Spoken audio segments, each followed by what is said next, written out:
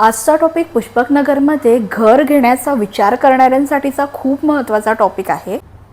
क्या बात कर रहे हैं? कारण मला सतत कमेंट्स आणि मेसेजेसमध्ये येत असतं, पुष्पकनगरमध्ये घर घ्यावं का, राहण्यासाठी चांगलं आहे का, इन्व्हेस्टमेंट आणि फ्युचर आहे का, रेंटल मिळतं का. म्हणून मी तुम्हाला आज गुगलवरती मिळणारी माहिती सांगणार नाहीये. मी इथे स्वतः राहते. मी तुम्हाला रेसिडेंट म्हणून माझा ॲक्च्युअल एक्सपिरियन्स सांगणार आहे. जर तुम्ही पुष्पकनगरमध्ये घर घेण्याचा विचार करत असाल किंवा आधीच प्रॉपर्टी फायनलाइज केली असेल तर हा व्हिडिओ स्किप नका करू आणि शेवटपर्यंत बघा. सर्वात आधी पर्सनल सांगते, जेव्हा आम्ही हाऊस हंटिंग करत होतो तेव्हा आम्ही बरेच लोकेशन्स एक्सप्लोअर केलीत, लाईक पनवेल, उल्वे. प्रत्येक एरियामध्ये काही ना काही खास होतं, पण जेव्हा आम्ही पुष्पकनगरमध्ये आलो तेव्हा इथे काहीतरी एक वेगळाच फील आला.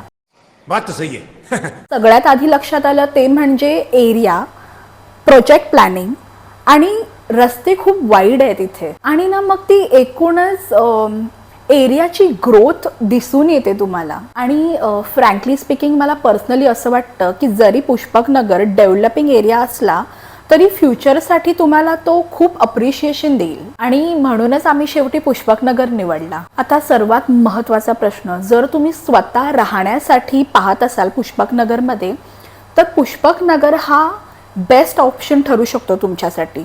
ज्यांना मॉडर्न इन्फ्रास्ट्रक्चर आवडतं आणि गर्दीपेक्षा ओपन सराउंडिंग आवडते आणि स्पेशली ज्यांना डेव्हलपमेंटचा भाग व्हायचा असतो. इथे मला स्वतः राहताना एक गोष्ट जाणवली की इथे ना एक वेगळी शांतता आहे. ऑफिसवरून घरी आल्यावरती एक छान पीसफुल वाटतं आणि रोज काही ना काही डेव्हलपमेंट दिसत असते. नवीन बिल्डिंग झाली, नवीन फॅमिलीज, नवीन शॉप्स, एरियामध्ये डेव्हलपमेंट दिसत असते सतत. म्हणजे एरियामध्ये मूवमेंट दिसते. आणि माझा एक ॲडवाईस आहे, जर तुम्ही पुष्पकनगरमध्ये इन्व्हेस्ट करायचं पाहताय तर फक्त सॅम्पल फ्लॅट नका पाहू. एक दिवस एरियामध्ये येऊन फिरा, सकाळ बघा, संध्याकाळ बघा, विकेंडला बघा. कारण तुम्ही जिथे इन्व्हेस्ट करताय ते फक्त एक घर नसतं, लाईफस्टाईल ही तितकीच मॅटर करते.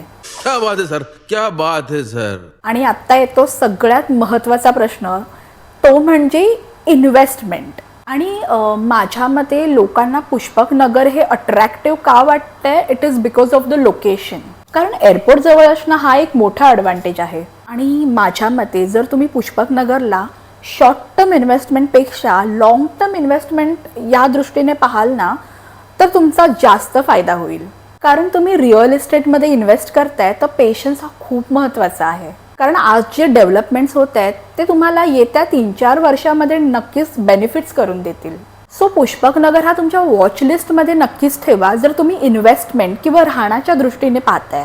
आता बोलूया रेंटल डिमांडबद्दल. हा मेसेज मला खूप माझ्या ऑलमोस्ट सगळ्या व्हिडिओजमध्ये असतो की इथे रेंटचा काय सीन आहे. माझ्या ऑब्झर्वेशननुसार इथे तुम्हाला 2 BHK साठी 22 ते 25 हजाराचं रेंट नक्की मिळतं. आणि एक इंटरेस्टिंग गोष्ट मला दिसून आली ती म्हणजे इथे एव्हिएशन इंडस्ट्रीमधील लोक तुम्हाला खूप दिसतील, जसं cabin crew, ground staff, pilots. कारण आपल्याला नवी मुंबई इंटरनॅशनल एअरपोर्ट जवळ असल्यामुळे पुष्पकनगर हा त्यांना एक कन्व्हिनियंट एरिया आहे ट्रॅव्हलसाठी. त्यामुळे इथे रेंटल डिमांड्स ही खूप आहेत. आणि त्यामुळे मला असं वाटतं की जसजसं एअरपोर्ट इकोसिस्टम वाढेल तशी रेंटल डिमांड आणखीन वाढेल इथे.